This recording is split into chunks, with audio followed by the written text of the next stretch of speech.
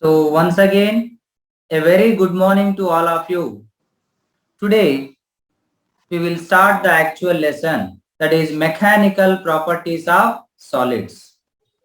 As I said, we will study about first thing mechanical properties of matter, and matter is mainly three types: solids, liquids and gas. And here the first part what we study in this case is mechanical properties of solids. So what we study in last class. Let us first have a brief discussion of what we have discussed in the last class in a simple manner.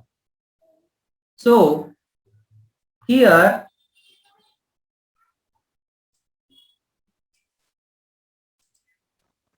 the first thing, what is physics?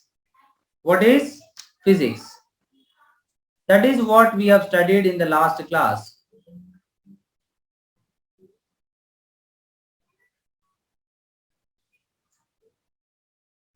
So what is physics? Physics is nothing but study of various phenomena that happens in nature. So study of natural phenomena, or you can say that a branch of science which deals with natural phenomena or phenomena which happens in nature. That is about the physics definition. And what are all the branches of physics? As we discussed, mechanics, which deals with motion of study of motion of objects, and then heat and thermodynamics, and then electrodynamics, and then optics, where we deal with the complete light and its phenomena, and modern physics, that is the last one, that is completely new to you, but remaining all you have studied the basics in 9th and 10th classes. Now the next thing what we have discussed is what is meant by mechanical properties of matter. I said that when a force acts on the body, then the body may move, the body may come to rest from motion, the body may change its direction of motion, or the body may change its configuration, change in shape can happen. And that force what causes the change in configuration, that force we call it as deforming force. And the consequences and the properties related to that we call it as mechanical properties. You apply some force on the body and you check what are all the properties the solid body or the matter can show. That properties we call it as mechanical properties, that the body should not move. The body should undergo some change in its configuration. In such case, we call it as mechanical properties of matter. Now, what is deforming force and restoring force? So, the deforming force and restoring force, when you consider the force which you apply externally to change the configuration of the body, we call it as, we say that deforming force. And when you apply deforming force, then there is a force develops inside the body which try to regain its original shape, and that force we call it as restoring force. The name itself is saying restoring. It is trying to restore the original configuration. That's why we call it as restoring force. So that is what restoring force. Now in this class, so this is what we have taken, just introduction. What is physics? What are the branches of physics? And what is the simple meaning of mechanical properties of matter? Now here, let us begin our chapter, the very first chapter, that is mechanical properties of solids, where we discuss about the things like what is stress, what is strain, what is modulus of elasticity. But before entering to all those things, let's have a look at, let's try to understand in a simple manner the importance of mechanical properties of solids in everyday life or in general life. where we use exactly these mechanical properties of solids means, first thing here, I hope you are able to see the diagram. Lifting of heavy weights with help of a rope attached to crane. See, when you consider the building constructions or somewhere, you will see the usage of this crane where there is a rope. With the help of this rope, they try to lift the weights, heavy weights. Heavy weights they try to lift.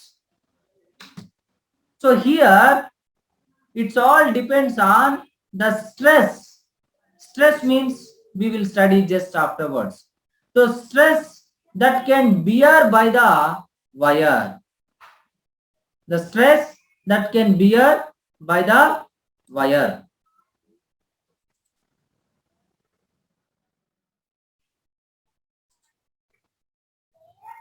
Are you able to see the screen, ma'am?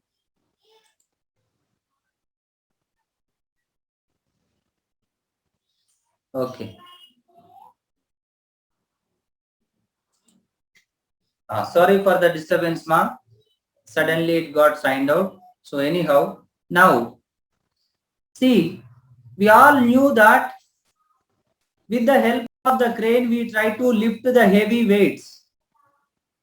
Where when you consider heavy weights with the help of string means the string will have particular area, width will be there, thickness will be there. Depending on its area, it can bear some maximum load. So that's why we should not exceed that limit, and that they will design based on the stress, limiting stress of the material with which it is made up of, maybe iron, steel or some metal wire. So for that we need to understand what is stress and what is breaking stress, which we will understand in this chapter. Usually if you consider the mechanical properties of solids means it is related to mainly constructions, civil engineering. So when you go to civil engineering, there you will use the principles what you have studied in mechanical properties of solids. And here if you see construction of bridges, flyovers, like civil engineering. See, when you consider a bridge, see here there is one pillar and here another pillar. There must be a specific distance between the two pillars. So how much distance should be there? What should be the length between two pillars? And here if you see this, what should be the thickness of this one? And if you consider pillar also, what should be the area? And how much load it can bear? That all they will calculate based on this one. But that is advanced civil engineering, which we will not study here. But the basic principle, what they will take it is this one. Lot of physics, whatever we study in first PUC and second PUC, that they will, engineers, they will use in their specific branches like civil engineering, mechanical engineering, electrical engineering, so on. So that all depends. So like that, the main thing, what is the importance of mechanical properties of solids is various things like construction and all, mainly civil engineering, the people will do. People will use all these things. Apart from that, few more applications will be there, but this is main exactly the application of mechanical properties of solids. Now, if we come to our syllabus part, first syllabus part, in our syllabus part, the first two definitions which we need to understand in this chapter is what is the meaning of elasticity and what is the meaning of plasticity. What is the meaning of elasticity and what is the meaning of plasticity? See, the meaning of elasticity and plasticity. Elasticity means you apply force so that the body changes its shape, configuration, and when you remove the force, then it will come back to its original shape. Here, there is a diagram if you observe. See here, a rubber band. You try to stretch it, then what happens? It will get stretched, and after you remove the force, then it will come back. That property we call it as elasticity. So the ability to regain its original configuration after removal of the external deforming force, that property we call it as elasticity. And every body is elastic body. Every body is elastic. But here one more thing we are telling, plasticity. What does that mean is, when you are keep on increasing the deforming force beyond particular limit, the body will break. There may be some permanent changes happens within the body. So that nature of having or getting deformed permanently, we call it as plasticity. So plasticity means what? Getting deformed permanently, we call it as plasticity. Now, here,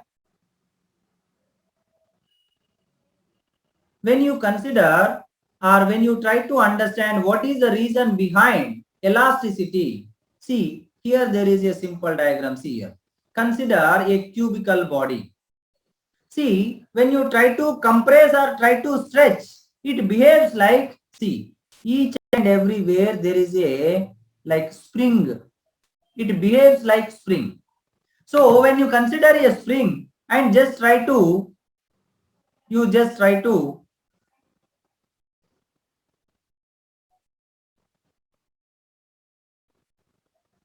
compress or stretch, then what happens to the spring?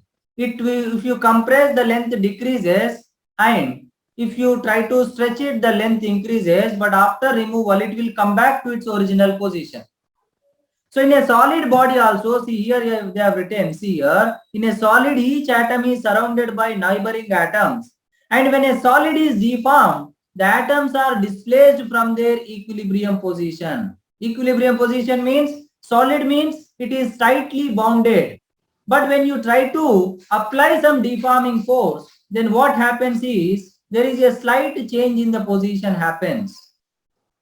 So that causes a change in the interatomic distance, means between the atoms of the solid body got disturbs. It get disturbs, so that there is a change in the shape or configuration. But when you remove it, because of its elasticity nature, because it behaves like a spring nature, it will get back to its original position, and that nature only elasticity. But beyond certain limit called elastic limit, they get permanent change, and that nature we call it as plasticity. So elasticity, plasticity, every body has elastic nature as well as plastic nature. But after certain limit, the elasticity will convert into plasticity. But comparatively, when you take two materials, you can say one is more elastic than other one. Like if you take the wax means, you know, right? After when you lighten the candle, after it burns out, you will get that wax. But that you cannot stretch it much. If you just apply a little deforming force, it will get break. So there is a permanent change happens. Such kind of substances, we call them as more plastic or perfectly plastic. But there is no body perfectly elastic, perfectly plastic. Every body is elastic up to some limit. Beyond that, it is plastic. So few substances. So here I have given examples. See here, the first thing, elasticity. So when you consider here, elasticity. So elasticity means it is the property of a body by the virtue of which it deforms by the application of deforming force and returns original shape after removal of deforming force. When you apply, it undergoes deformation. When you remove it, it can regain. And that property is called elasticity, and those materials are called elastic bodies. And materials those show elasticity are called elastic materials, and examples are shock absorbers of vehicles. When you consider a bike, see, when there is a speed breaker, when you move the vehicle above it, there are shock absorbers in case of car or bike, so that the comfortability will be there. They will press down and come back, so that the force on your waist will reduce, the stress, pressure on your waist. So such kind of materials like natural rubber, one of the best example, you will use eraser, and metallic wire, and web steel, graphene. So there are so many materials, you just remember as many examples as possible. And plasticity means the property of the body which deforms permanently. It will not come back again its original shape after removing deforming force. That nature we call it as what? Plasticity. And materials, those show plasticity, we call it as plastic materials. As I said, wet clay. Clay, you know it very well. You might have played when you are child in your childhood. And rigid bodies like rocks. If you break it, you cannot get it back it again. And metallic glasses. And as I said, wax. So these are all examples of plastic bodies. So this is what the very first thing, what is the meaning of elastic nature and plastic nature? What is elasticity and plasticity? So when you apply force, what force? Deforming force. So the body may regain its original shape. That is because some other force will develop inside. What is that force? We call it as restoring force. So deforming force we apply, restoring force develops inside, so that here the body can show two types of behavior under certain limit, elastic nature, beyond that plastic nature. But when you are applying deforming force, what are the quantities happens, what are the quantities we can calculate related to that? Those are two things. One is stress and another one is strain. So first one is stress and another one is strain. So there are two things. First, next we have to define when there is a deforming force acting on a solid body. So a deforming force acting on a solid body. So force acts on the body on a particular area. This is the first thing. Suppose you take, are you able to see my hand? See here, suppose this is one surface. Now I am applying force like this. So this much of area is getting affected. If I apply the same way like this, only this much of area is getting affected. If I apply with this one, then only this much of area getting affected. So when you take, suppose you try to hit with hand, less, like this, less pressure you feel. But when you try to press with your one finger, this will feel more pressure. That is because area of contact is lesser. So here the stress developed means when you apply deforming force on a body, first thing what happens is stress develops. That stress is force by area. So stress is directly proportional to force and stress is inversely proportional to area of contact. So that there is a change in the configuration that we call it as strain. Let us try to understand one by one. First thing, stress. So what is the meaning of stress?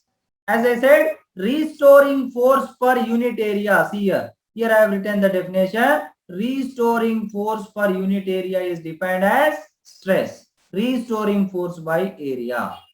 Or else deforming force by area. You apply deforming force under elastic limit, equal amount of restoring force also develops. That's why when you remove the external deforming force, restoring force try to regain its original shape. So under the elastic limit, you can define stress and strain that either external deforming force by area or else restoring force developed inside by area. But this stress is two types. The stress is two types. What are those two types? See, here I have given one is tangential stress and another one is tangential stress and another one is normal stress. So tangential stress means if the force applied on the surface parallel along the surface. See here, the force acting tangential to the surface. Tangential means what? Parallel to the surface. It should be like rubbing force. Like when one body trying to slide over another body, friction acts. So the friction acts parallel to the surface and that force we call it as tangential force. So the tangential force by area is called tangential stress.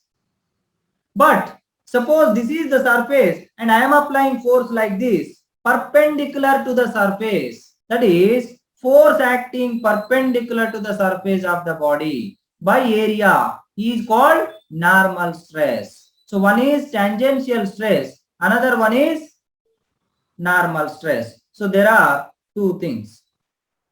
So one is tangential and normal stress.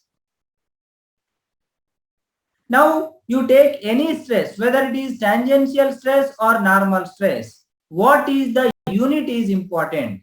But in always stress means force by area, where force by area means force we measure in terms of Newton and area we measure in terms of meter square.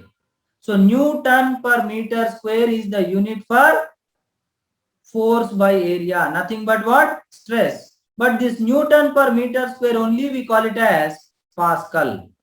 So here I have mentioned in SI unit, the unit of stress is Newton per meter square, that only we call it as Pascal.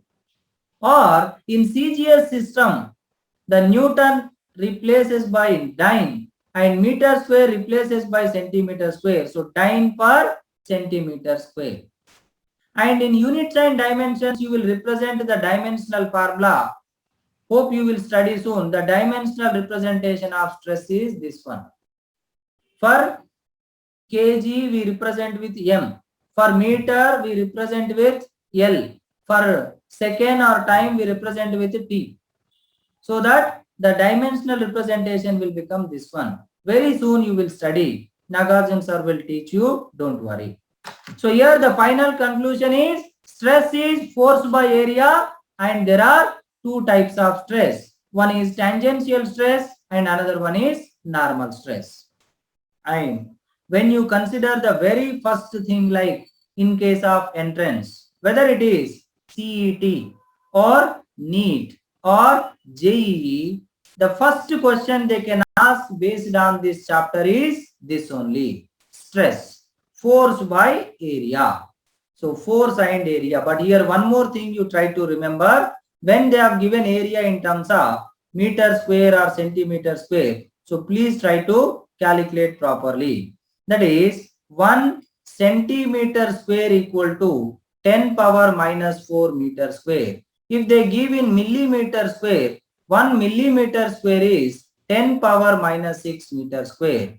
Most of the time, in most of the questions, we substitute the area in terms of meter square because we always substitute in the units in SI system. That is what? The stress. Now let's have a look at the strain. So the strain is nothing but change in configuration to the initial configuration. Change in configuration means what? That is the question mark here. So the change in configuration nothing but change in any dimensions or position. Length changes, area changes, volume changes. So the change in that quantity by x. If there is a value x, suppose for length I am telling, initial length is 10 centimeter. After that it will become 10.1 centimeter. So final length minus initial length is called change, and change by initial value is called strain. Change in the configuration by initial configuration, that we call it as strain. So the strain may cause in terms of length or volume or position. Different type will be there. We will understand what exactly we study in this chapter. But if you consider strain, see, change by initial value of any quantity, maybe length or volume or position. Suppose change in length by length. So the numerator is also length, denominator is also length. So unit will become meter by meter, get cancelled. So there is no specific unit for strain. It's just a number, how much it got changed. Double it became or triple it became, or 1% it is increased or 2% increased. Those all things we need to understand. Are you able to see the screen? Please raise your hand.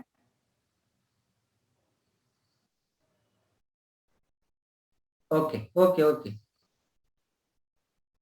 Now, let's look at one simple question based on, let's look at one simple question based on the stress. See, here is a stress question. A force of 30 Newton, a force of 30 Newton, a force of 30 Newton stretches a wire of length 1 meter and cross section nothing but area by 1 centimeter. Then the stress and strain produced. Stress means what? Force by area. So force means how much? 30 Newton. So 30 by area means directly they have given 5 into 10 power minus 6. So they have given in meter square only. So no need to change it, no need to convert it. So if you solve this, 5 6 are. So 10 power minus 6, if it goes up, 10 power plus 6. So it will become 6 into 10 power 6 Newton per meter square, or else you can write it as Pascal. That is the stress.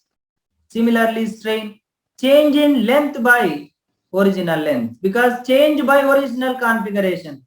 Here what configuration is changing? Length configuration is changing. How much it is changed? Changed by 1 centimeter. So delta x is 1 centimeter. What is the initial value? 1 meter. So here it is meter, here it is centimeter. So you should convert. That's why change is 1 centimeter. That means 1 into 10 power minus 2. Or else you take both centimeter only. Initial length 1 meter means 100 centimeter. So 100 centimeter cancel. So that 10 power minus 2. Or else 1 centimeter you can substitute in meter. 1 centimeter means 10 power minus 2 meter. By initial length is 1 meter, then meter cancel. So what is the strain will become? 10 power minus 2. So in both the cases, the strain developed is 10 power minus 2. So based on this, the questions can be asked in the entrance. The very first kind of question in the entrance, whether it is NEET or CET or JEE. But here, the very simple questions comes. Only thing what you need to take care is what is the data and what is the required unit conversion, whether given in centimeter or meter, Newton or dime. So that thing you need to understand. Now, see, you might have studied in previous classes that pressure is another thing, which we will also study in the next chapter, mechanical properties of fluids, where pressure is also force by area we define. But what is the difference between stress and pressure? Though both stress and pressure are defined as force per unit area, both are force by area, they differ from each other because the first thing, pressure is always normal to the area. There is no question of pressure will act parallel to the surface. But stress, just before I said, one is tangential stress, one is normal stress. So stress can be developed parallel to the surface as well as perpendicular to the surface. That perpendicular only, nothing but here normal. So that is the one difference. And another difference is pressure on a body is always compressive, while stress can be either compressive or tensile. That again we will understand in detail. See here. Stress means you can stretch the body, I mean you can increase the length or you can decrease the length. If you take a rod and press from both ends, the length will decrease. If you take a wire and pull it, then the length may increase. So by developing stress, you can increase the length, you can decrease the length, but by applying the pressure, you can only compress, you can only decrease the configuration. And pressure is a scalar while stress is a tensor. Here, don't bother much about tensor, which you will study in advanced level only. Advanced level in the sense, very higher level education, BSc or MSc. So, there is one quantity scalar, there is one quantity vector in the entire physics. So, what is the difference is, vector means there is a direction. But scalar means there is no direction. Tensor means which may have direction, but that is not fixed. Scalar means no direction. Vector means a specific direction. But tensor means a specific direction, but that is not fixed. That kind of quantity we call it as tensor, which you will study in detail in higher educations. But right now you just remember it as a tensor, one definition. Now afterwards, when you consider, the next thing is types of strain. So of course in the next class again we will study in detail. Here I am just telling you in this chapter, the change in configuration I am telling, that change in configuration is of three types. One is linear strain, another one is volume strain, another one is shear strain. Linear strain means the length will change, length of a body changes. Volume strain means obviously volume changes, and shear strain means position changes. So there are three types of strain means obviously there are three types of stress also. When you apply deforming force, stress will develop, and that stress is actually three types. So the stress is three types. The corresponding strain is also three types. So for one corresponding stress, there is a corresponding strain. And here the first one related to change in length. The second one related to change in volume. The third one related to change in position. For example, first one if you consider. First one is, what is the change in length? You take a wire or rod. You can stretch the wire, you can compress the rod. So length may increase or length may decrease. In that case, whatever stress developed, that we call it as longitudinal stress. What stress we call it as? Longitudinal stress. Or you can take tangential or normal stress. Sorry, normal stress. And the corresponding change in configuration is in terms of length, and the corresponding strain we call it as linear strain or longitudinal strain. And in another case, like if you take a ball and try to apply force, try to press it, then volume decreases. So their volume changes, that we call it as volume strain. And when you consider, suppose, see, consider this one finger. Hope you are able to see. So when you try to apply force at the edge parallel to the surface, and if you leave it, then it is coming back because your bottom is fixed, and I am applying force parallel to the surface so that it got shifted slightly by some angle like this. See here I am just showing on the screen. Suppose this is fixed now. When you apply, this is a surface. When you apply force parallel, then what happens is it slightly got displaces like this by some angle. So this angle is called shear strain. We will study in detail in the coming class. What are the three types of stress? What are the three types of corresponding strain? Also, what is the relation between stress and strain? What is the relation between this stress and strain? That thing also we will try to understand and we will try to study. So this is how we take the introduction. Now let's take suppose one simple thing. Let us check whether you can do it or not. One simple question I am asking. There is a wire of length L. A wire of length L. Now they stretch by applying some force. Suppose they are applying force at both ends, so that they stretch to double the length. Please listen the question carefully and answer it. They stretched the wire to double its length. Then what is the strain developed or produced in the wire? So you applied deforming force, you developed the stress, there is a change in configuration such that the length increased to double the initial value. Then tell me what is the strain produced. Please answer, quick answer. I'll give you 30 seconds. Anybody give the reply. 2. One answer is 2. No. Shama. R. Vinay Dravid. R. How it will become R? I am asking strain. Strain is what I said. It's a pure number. Change in configuration by initial configuration. It won't be alphabet. 4. Okay. How it will become 4? 3. You are telling numbers are what? 1, 2, 3, 4.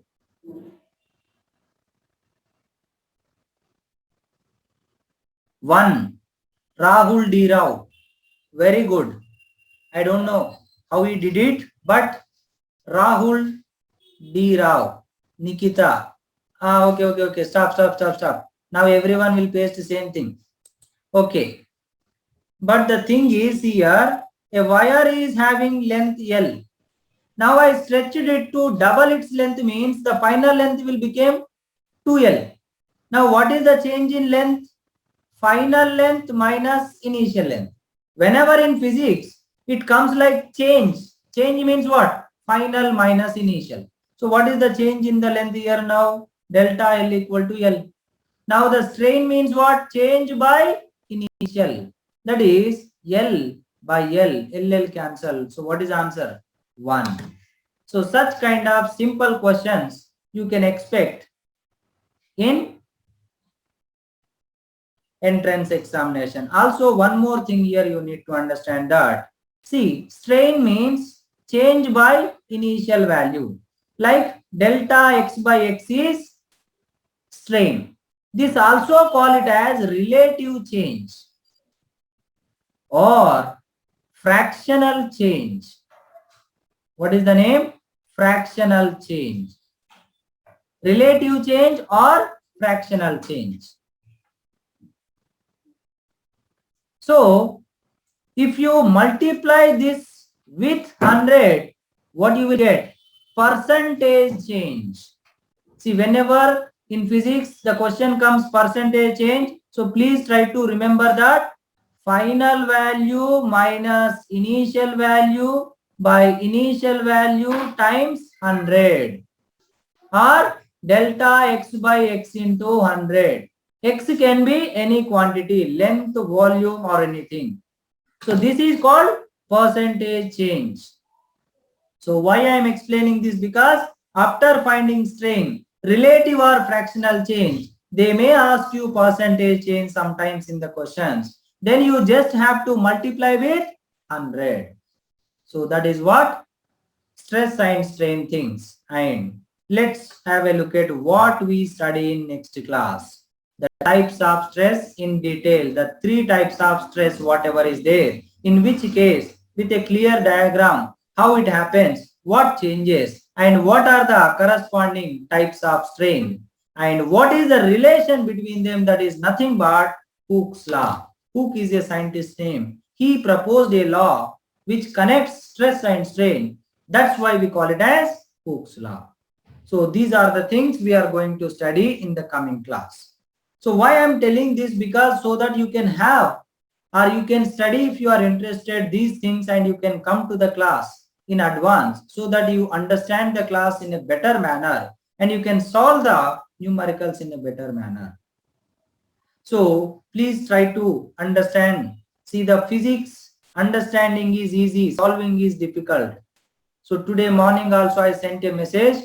So we must be like practicing, we must be hardworking, we must be creative, we must be sensible in understanding the question, we must be smart in doing calculation. So when you take all those things together, then only you can solve physics easily. So please try to understand all the things. Now finally, if you just have a quick revision of what we studied, what is the importance of mechanical properties in our daily life? It's mainly we people use in civil engineering the concept of stress and strain. And what is the meaning of elasticity? What is the nature of elasticity and why the solid body shows this behavior? And what is the difference between elasticity and plasticity? And what happens when we apply deforming force? So that means stress and strain develops. So what are the types of stress is there? What exactly stress means? And what kind of simple questions comes based on stress and strain? And what is the difference between stress and pressure? Because both we define as force by area. And what are the types of strain exist? So these are all the things we studied today. So please revise everything. I'll send these notes. So please make your own notes so that you can understand, and then you can revise everything and try to solve few questions based on your own. Take some force value, take some area value, or circular area you take. Then the area will become pi r square. Or square area you take, the area will become x square. So depending on the question, how to do. So please try to understand and practice. So thank you so much. Thank you very much to all of you. We will continue.